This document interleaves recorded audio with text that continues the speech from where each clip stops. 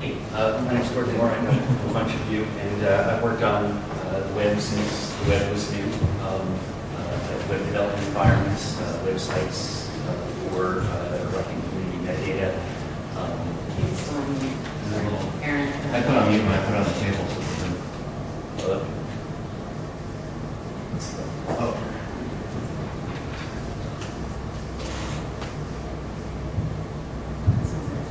Better. Hi, I've developed a lot of different web services around collecting data from large groups, archiving data. I worked for many years with the Internet Archive, and we still help there, especially on crawling initiatives. But what I'm going to talk about with David is alluded to is that there are things that we can't crawl using the traditional method, and there are some new methods to try to get that. I think the important thing from my perspective is that there was a temporary golden age that wheel that David spoke about led to an era where a specific strategy for getting content out there, in the days of web hypertext, a specific strategy for collecting a crawler worked really well together to get something that was 95, 99% of the user experience you could replay it accurately. We moved out of that era, and so the crawler will still be important, but it's just going to be one of many tools that people will use.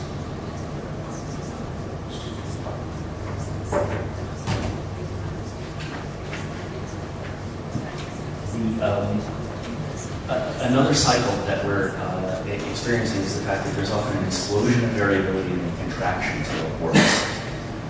And what we're in right now, and we'll continue to be for a while, is an explosion. There have been a couple different ways in which people try to understand how the web keeps changing. And for example, this is one person's model attempting to bring things into the into different eras of the web. And they talk about the first web, beginning with knowledge, publishing documents, definitely the golden era, following Web 2.0, the social web, starting to realize the fact that once you have everybody online, they can post content themselves, things change.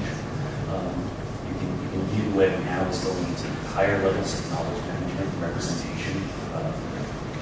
Companies competing based on how well they can label things, based on how well they can repurpose things, the semantic web. And if you try to mix both of these axes together, strength, knowledge, representation, amount, number, quality of people's involvement, and some other it's just about to emerge that goes across all devices and all media. Our little model was really great for the hypertext, the cycle of crawling, which if you've run crawling, you're probably very familiar and people have discussed. But now we're in a new explosion of possibilities, and that means we're going to have to try some new tools.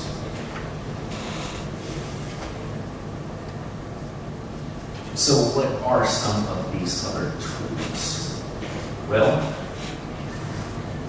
one of those that keeps coming up is to bring the browsers themselves into the crawling process. Before, crawling was at the protocol level. In the URL level, that was URLs, you let them on the protocol, record that protocol, and think you've got the whole thing, like recording a Morse code signal. Now, the browser itself has become such a rich display, sort of a continuation of that cycle that David talked about, becoming smarter and smarter execution environment, multimedia environment, that it needs to be part of your collection efforts. And so that can be both plugged into the crawler and used as a completely separate step. A few of the projects that are interesting in this regard that I'll highlight. There's a project called HTML Unit, which came out of the testing world. And it's interesting that software testers have many of the same problems that artists have. How do you make something that they can replay and reproduce? How do you make sure that if you saw an error once, you see it again, if you fix it, it stays fixed? So a lot of the tools that I'll be discussing actually come out of the software testing world. And this is one example. It's a way to, it's a pure Java project for simulating a browser, visiting websites, and executing JavaScript. So all of the fancy interface things which happen can happen in a scripted way with the HTML. there's some evidence that Google may be using this code base for both their software testing and perhaps for their JavaScript or their web crawling to discover text that wouldn't be found unless you executed JavaScript. However, that's still just a simulation of the browser. And so another project that has been picked up, copied, and embedded in a number of the tools of this group is the Phantom.js project. This takes the browser engine, WebKit, to two popular browsers, Chrome and Apple Safari, as well as several other open source variants of that same code base. And because it's open source, it turns it into a JavaScript unit for whatever purposes you have. People have used it for data scraping, people have used it for software testing. And the archive community is increasingly using it to find roles that couldn't have been found without executing JavaScript, or perhaps make temporary renderings of how a page looks on a certain day, so that you have a backup if you don't have all the other documents necessary to render it.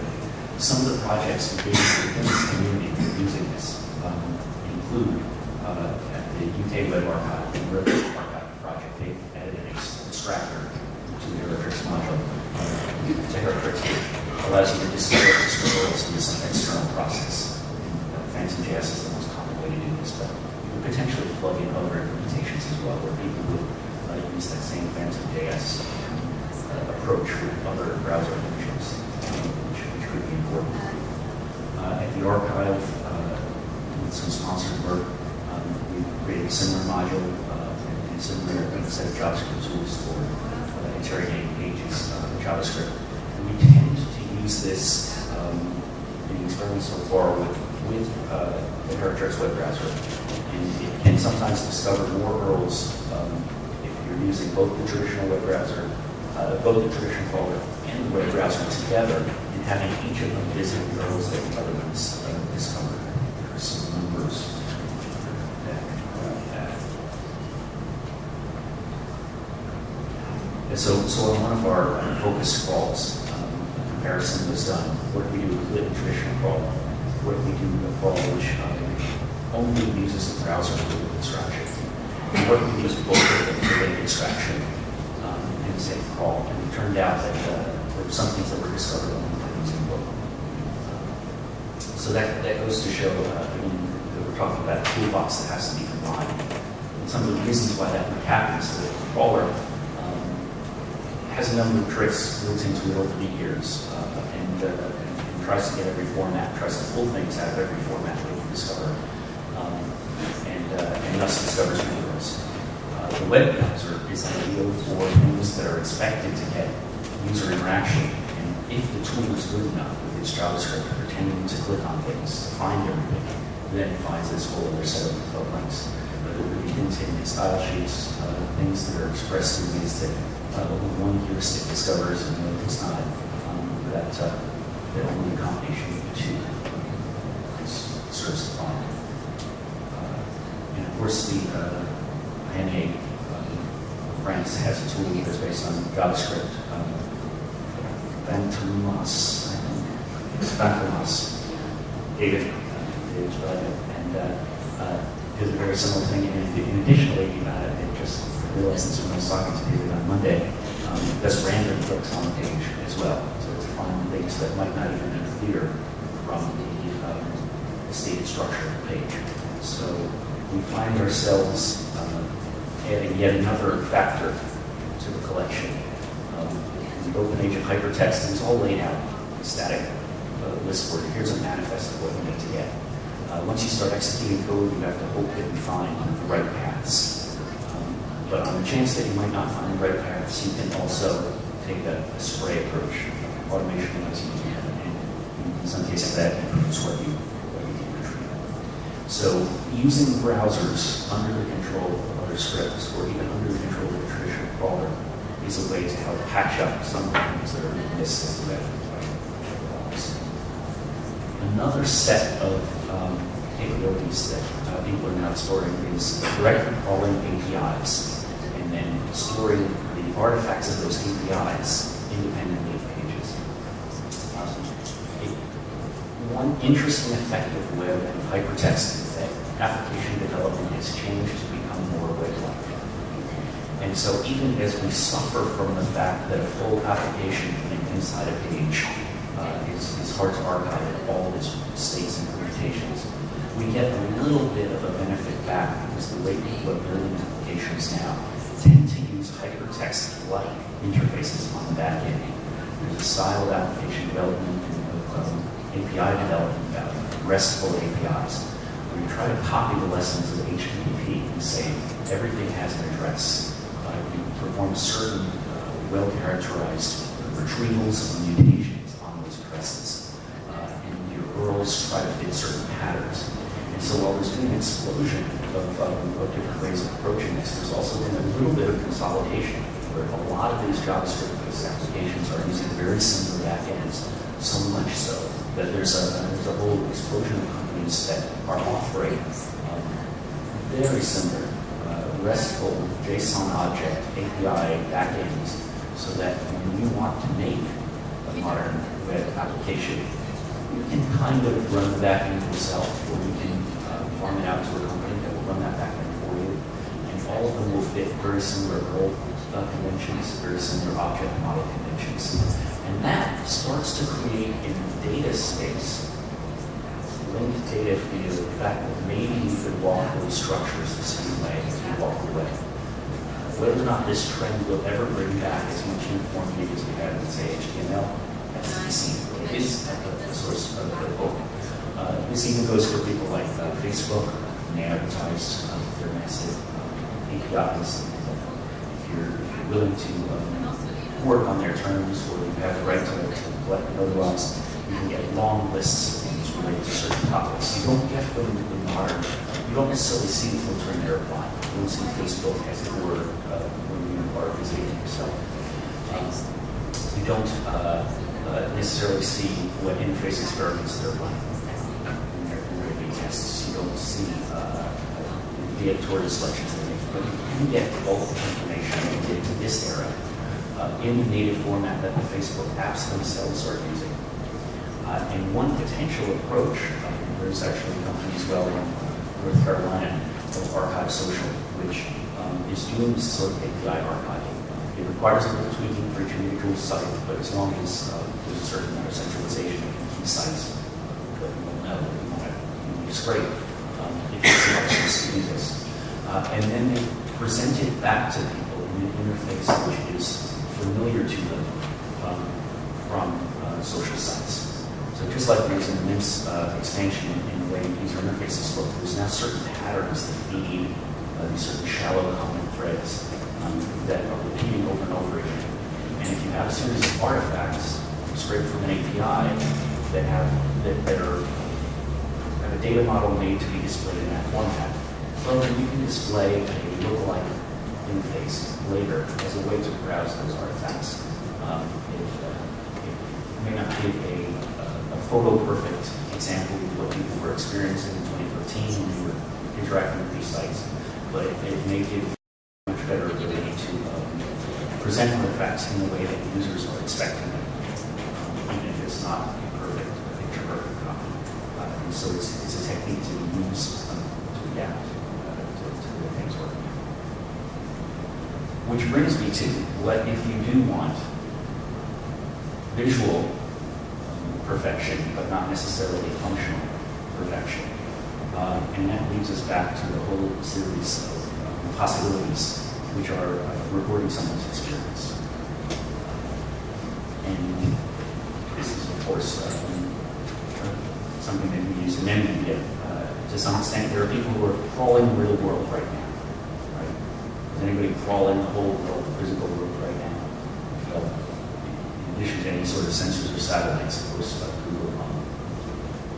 Google Street View is absolutely doing that.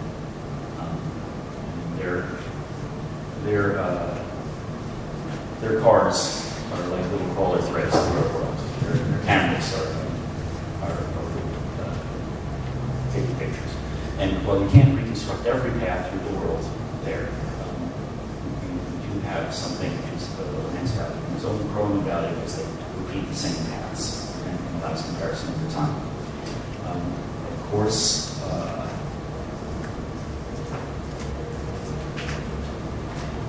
The testing world gives us a lot of opportunities to report things. There's tools for reporting what happens in the browser. Subic is a very popular tool for software testing, for controlling those remote browsers, sometimes Nginx or Exchange payments plugins such as Selenium. And allow you to record certain user scripts and then replay them at later points in time. Testing can be indexing to ensure things still work the same. In archival, we need that to be used to have baseline comparisons of a site at different dates. And make sure that you exercise at least one set of ads. There's a tool that hasn't yet gotten much attention, but I think it's quite interesting from Google. It's called Google Byte, which is actually used, it stands for Browser Integrated Testing Environment, which is actually used for some of their human-assisted testing that they want to automate. And it's a plugin in Chrome that will record what you do and your expectations of what appears on the page. And then rerun that later. And then report to you the anomalies. And then it'll pop up even with a screen that lets you maybe fix the anomaly right there and then. It's something that's very common in web browser testing. Your automated test is great, but not because the actual functionality broke, simply because one of the hooks that we're counting on fell out from underneath. So it allows you to quickly see these anomalies, classify them as real failure or no, here's the minimum change to sort of evolve the old pattern to new pattern. This and tools like it could be important, especially if you've selected a site as being crucial and you want to say, well, here's what it's like when somebody reads the news feed on Facebook in 2013. Here's what it's like when somebody interacts on a comment page in a certain site. Tools like this could allow you to say, here's our baseline. Every year, every quarter, we will collect representative examples. You can then replay them against your archives as tests. But another option is something like screen recording. There are plenty of open source tools for recording what happens in screens. We've seen a whole genre of people show off their experiences in video games. Speed runs or simply to show a successful campaign or any of these things, the whole machine genre of people who use video game engines to screen record the output to create new dramatic works. So certainly part of archiving things that are difficult to archive via quality could be taking representative raw notes. And this is also a place where we could invite a larger community to contribute their experiences. What are the games you're playing? What are the sites you're visiting? And what's a representative example of that is something that anyone with their own device can now record and possibly contribute to a library. More sort of personal papers model than is the possible. An extreme example of this would be the mathematician and physics researcher, programmer, Stephen Wolfram, who is well known for having created Wolfram Alpha, and some interesting ideas about the importance of simulation for science. And it turns out that he's recorded all this data for decades, and all of it he strokes into his computer for decades. And he talks about this as you can see the patterns of his life and keystrokes for when the emails were sent. This is so there's a gap overnight, except when they lived in different time zones, certain years, until certain summer vacations. And he's got, I think, this is over 100 million keystrokes that he's typed in any type of. Digital technology makes this possible so that maybe people will choose to do this for their own purposes on their own devices. And together with screen recording, we will have a whole different kind of archive if we have a place to put it. It will miss maybe some things that are deep in the databases, deep in the apps that nobody ever visited. Like the true false inputs doesn't make noise. But if you collect things from a wide variety of people who can say things that otherwise none of these other techniques would find, because they represent actual people's interactions.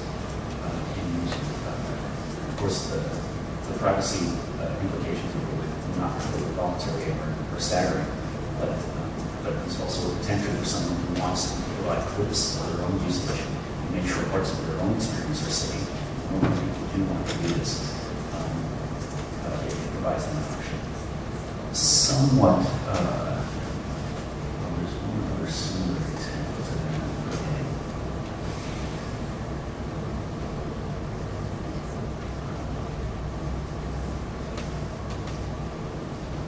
Okay.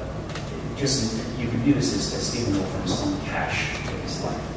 Right? He's been running this recording software in the background on his systems where we can cache what other people do in the web as well. We can provide them with personal recorders to say, I want to record these web experiences. We take tools like Selenium and turn them into something that an end user does in order to provide a clipped, annotated version of their experience to others, to the world. And I think that would be valuable.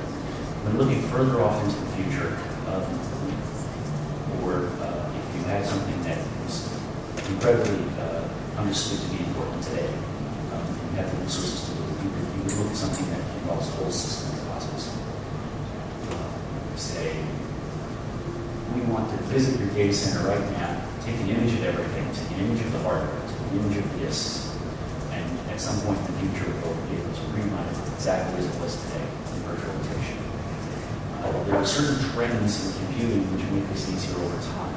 If you make sure you collect it, even if it would be prohibitively expensive to replicate that data center today, if you can take a snapshot of data, record data, and you store it away, then perhaps someone who is interested in virtualization and retro computing 10 years from now will be able to run an entire data center in a much smaller and cost-effective format. So there's some tools in the commercial sector for doing this, for rapidly taking your old out-of-date servers and to turn them into virtual machines and modern machines. And same tools, I think, haven't yet been used in our archival community, but it's definitely an area that should be considered because the tools are being created for commercial purposes and again, grab things that there's no other chance to grab. The other tools we haven't imagined. So with that, I'd just like to say that's my look at beyond crawling, what we can do to address some of the difficulties of graphical development.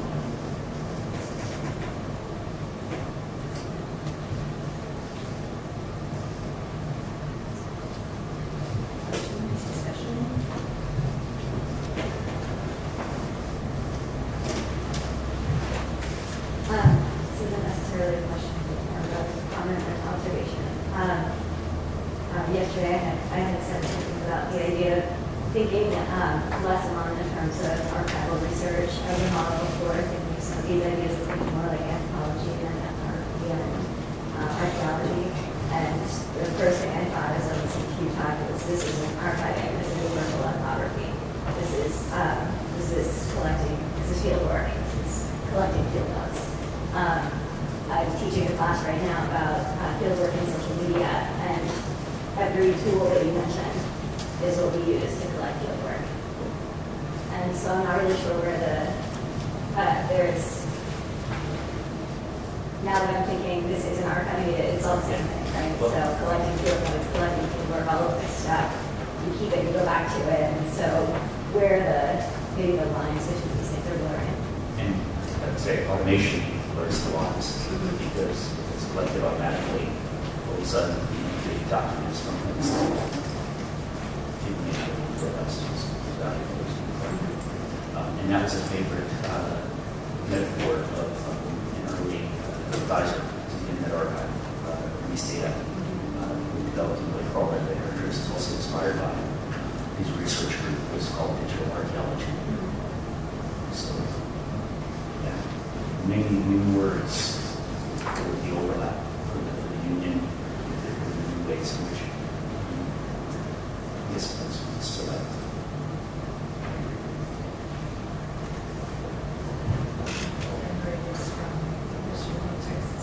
This may be a bit of a random question, but because we don't have all these tools that can record and capture and analyze things,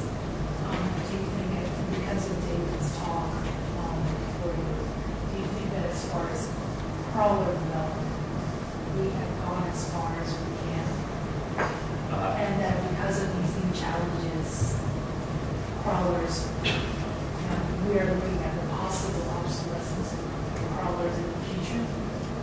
I think they become a much smaller part of the tool set. To the extent we've used this so far, it's often been a 1-2 crawler. So the crawler gets what it can easily get, highlights the places that you want to run the next level. And I can see that going in both directions as far as the IDC. Because it might very well have user-contributed scripts and prologues of their own personal experiences. They use that to feed a deeper crawl using crawling tools. So it's a matter of semantics as to whether or not it's the end of the age of crawling or just an invitation. We'll call anything crawling as well. And it's something bigger than crawling, certainly indicating walking certain graph links, which will always be part of the tool set, but maybe isn't the best metaphor.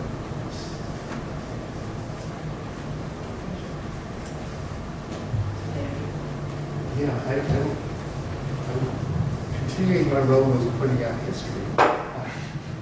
There's a very interesting analogy with the mass observation movement in Britain, which started in the 30s, persuaded ordinary people to collected diaries written by ordinary people.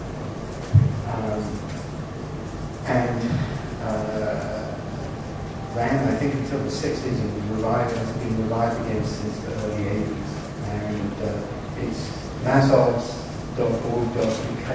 And it's turned out to be an incredibly valuable resource because exactly the point that Gordon was making, which is that it's recording actual paths through the world of the people experience, as opposed to sort of this abstract idea of collecting the whole thing, which is becoming increasingly impractical, but actually observing the paths that real people take through the world turns out to be a very useful way of deciding which bits of the world will turn out to be of interest to scholars in the long term, because the mass observation archives have turned out to be incredibly useful for scholars in ways that are more officially collected, focused archives don't capture. What triggered that? Was it one particular research group that said, hey people, help us out, or was it more of a general? I don't know the exact history of mass observation, but I believe that this was part of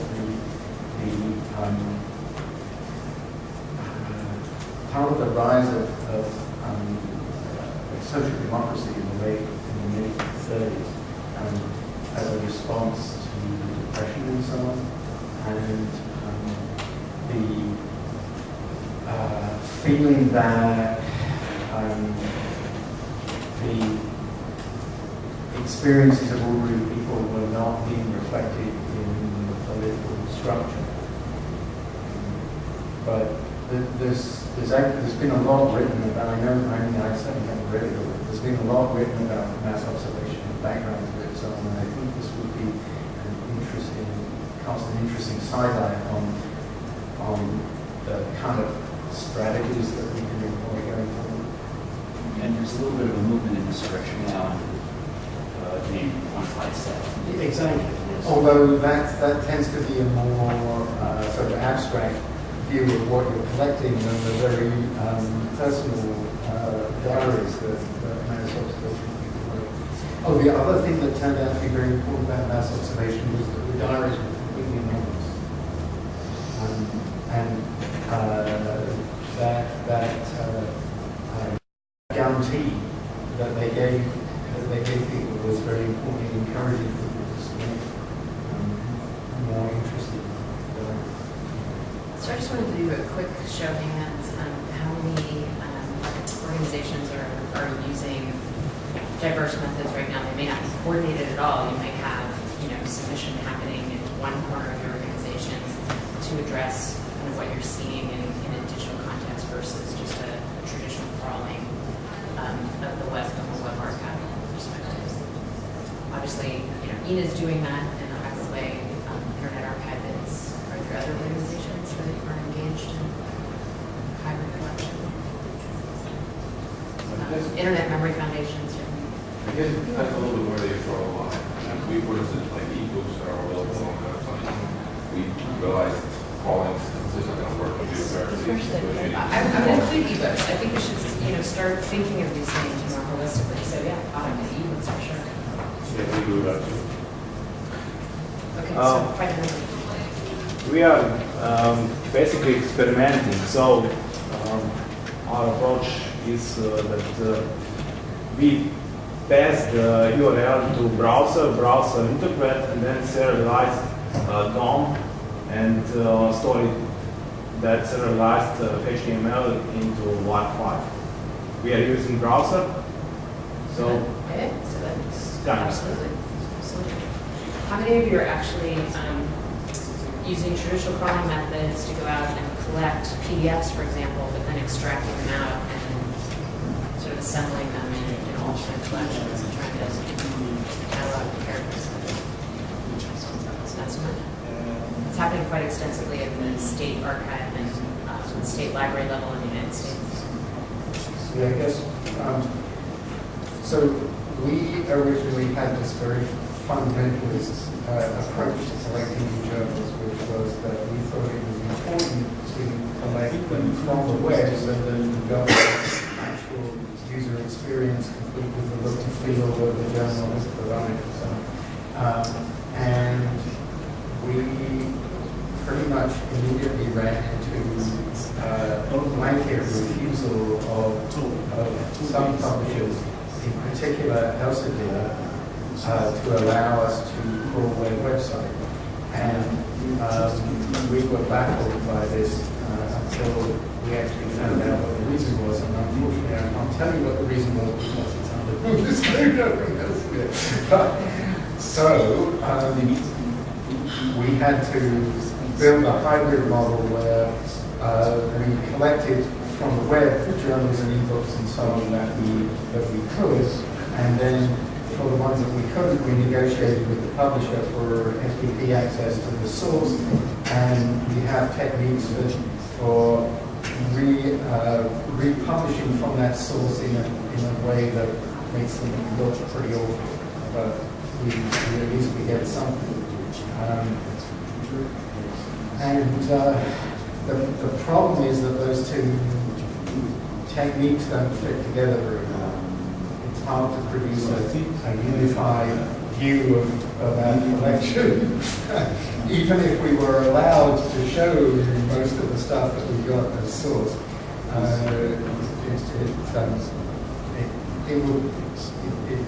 it's less satisfactory in our world, but we can only do what the publishers are able to, because we're dealing with subscription materials, we depend on getting specific permission from each publisher that we get.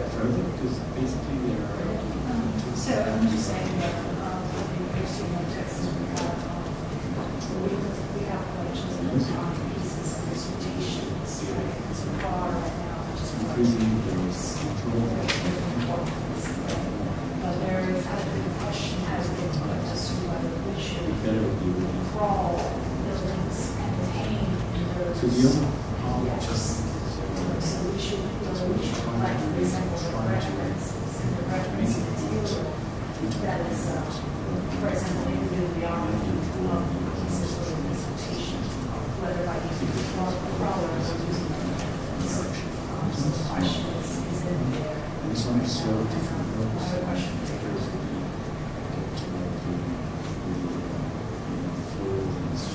I just want to let everyone know that they're our hosts, and they're going to have someone take a look at this during the break, so hopefully, or something can end afterwards. So the ending is... That was a live translation.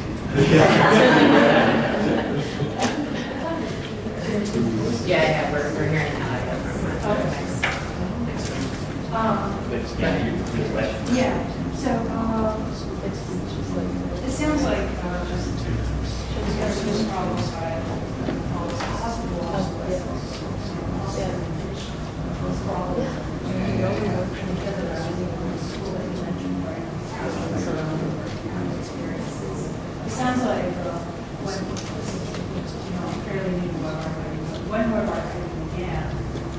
was to get everything. And I think initially traditional historians and ethnographers have known that always the historical record is always full of gaps. And it feels like it's time for us, perhaps the web archive community is coming to terms with the fact that we cannot. Maybe we are. And it felt like Yes. in the beginning, we're going to collect everything that there was. But right now, we are realizing that we cannot. That might just be what we come up with. We just might have to acknowledge that, well, it's a historical record with paper records, and they have gaps, and our internet records really have gaps. They do. Absolutely. Yeah, because the difficulty is that there are some parts of the record that people assume from experience with paper record are actually complete and have very few holes. For example, the record of academic journalism. It's because of the way that paper worked as a distribution medium, it also with lots of copies keeps stuff safe and interlibrary loan and so on means that although the individual copies are extremely fragile and people spill coffee at the moment, take them out and don't return them and so on, there's a self-healing mechanism underneath which historically has meant that it's extremely rare to be unable to get your hands on a copy of something that was published in the journal. And so there's this assumption that because we could do it on paper, we can do it in the web. And I mean, this is the problem that we face in our particular sort of tiny little piece of the preservation space. But I think there are other spaces out there where traditionally people have assumed that although the general record had holes, there were places where the holes were extremely rare. And we may be finding that it's actually very difficult to do that, to continue that expectation into the electronic era. And that has social consequences. I think you both touched on questions that we play afterwards, but I was just thinking that we could have in other sessions about how this document how the collection is made. And I think that if we're using different tools to collect different kind of material, I think making a collection that in the future will have a coherence for researchers will become more difficult. I mean, if we are using different tools, can you still keep all of the data in one form? I know that like our method proxy is trying to put everything in the same mark, and then we are also reviewing and changing these things. I think it's something we need to be aware of, and also the documentation of the different techniques that are used as to go with the data. So I have a concrete example of something we did with the Internet Archive recently, where for every new host that is recognized for the web crawling we're doing, we're taking a snapshot, just a traditional image of the live resource. It's still being written to work. It still has some of the same metadata that you might associate with a crawling process in a traditional sense, but it's being entirely facilitated actually by a browser-based snapshot generation tool. I think it's Selenium-based. We also play with some JS versions of this to try to optimize throughput. And so I guess people are trying to figure out some of those issues, and whether you're taking a video or an image, we're at least today trying to coordinate it back to a preservation format that's consistent from the web archive perspective, but I don't know that that's the right approach. It just happens to be the pragmatic one that we're using currently.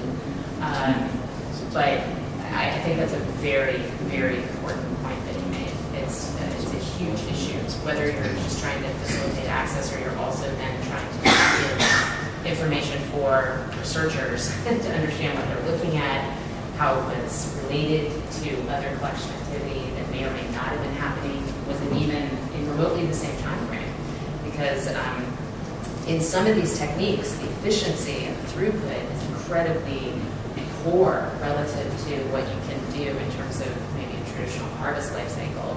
So your snapshot generation, for example, may or may not be coincident with when you're capturing the other material through whatever methods you're utilizing. So I do think it's a really, really important point. And I think it came up in one of the presentations yesterday. I'm really interested to play with the code coming out of Denmark and the NetArchive project of simultaneously integrating television and online presence, and then the importance of that date and timestamp down to the second or millisecond or whatever measure you can get it down to in terms of its specificity in order to try to connect these things at a future point in time. I think that's going to be more and more important for us. I think there's a little bit of a danger in the words that we're using here. A coherent collection is probably not the right goal. What you want to be able to do is to present researchers with the ability to extract a coherent subset from the collection. You try and impose coherence at the collection stage, you're going to miss a whole lot more. And your idea of coherence is probably not going to match the future scholar's idea of coherence. Yeah, it may be more coherent. So the stuff that you're talking about, where you're characterizing it and talking in terms of timestamps and information about how this screen cap of the thing was generated and so on, that's important. But trying to achieve coherence as a goal of the collection process is I think, a trap. And so if we can find some way of talking about this which separates the word coherence and collection, I think that would be good. I think an interesting point is also the big services are somehow preserved. I think of Amazon, eBay, Google Maps. We don't collect these, but these are internet phenomena, and if you think about the internet in 50 years, you have to write something about Google Maps and about Amazon and eBay, but can you go to an archive and see how eBay actually was, or Amazon, or more recent example, MapQuest was before Google Maps a huge popular service for maps. And it's possible now to see how this MapQuest was and how it worked. So I don't think it is. I don't know if you in the Internet Archive have snapshots of these popular pages like Amazon or eBay or so. Amazon, we crawl exhaustively and we also take in by a feed as if we were a what do you call it? Vendor. Yeah. Like if we were marketing their books out to the world. So I mean, we're integrating with them in two different forms, in the native feed and then also via crawl. But that is for an entirely different reason. That's driven by our books project and having metadata about publications that are becoming available. So it's a one point where we overlap between sort of books world and the web world. But that's part of the reason we do that. We don't do that with eBay. eBay is a very random sample. It's not an exhaustive body of material. And the services actually have no incentive to preserve their history. In fact, in most cases, I think the lawyers wouldn't let them do it because they don't want their history to be discoverable from lawsuits. So, even if Google Maps exists 50 years from now, what you'll be able to get at is the 50 years from now version of Google Maps. You won't be able to get at what it was like now. And I think the barriers to that are not just really serious technical barriers, but I think that their lawyers will be very reluctant to do it. Well, and another example that came up recently, actually, while I was here, I got an outreach from San Francisco saying, "Can you help us figure out where we free.com archive?" It was actually compiled in two different ways: directly from the site that was closing, contributed data to the archive, but we also ended up crawling it extensively. A guy named Igor, who used to work for the archive, did that collection. We couldn't make it public, and it was all of this audio content that had all kinds of rights issues associated with it. So in a rare example of when the Internet Archive kept something dark, it's really dark because it's here. We're trying to figure out exactly where and how we assembled it and how we can actually now bring it out, since there seems to be some evidence that we can make that available to the public now. Yeah, so I was going to actually grill Gordon to see if he could remember. You actually try to make some experiments using FutureWeb. And it's actually, you can get if you are take this direct URL and when you go into a newspaper, there's a lot of links to Google Maps, because best one to one, you can actually harvest the still image. You get 4 images from the application. So it looks like, but then don't get the application. Yeah. So if you can film, make some films of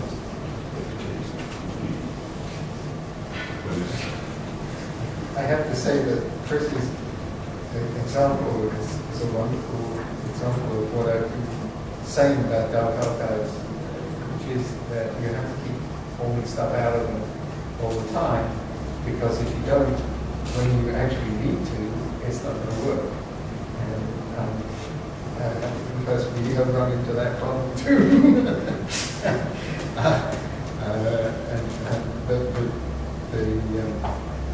And actually, we sort of forgot to put that into the agreement set up Fox archive, that we would be regularly hauling stuff out of it just in order to make sure that when we needed to, it will really work.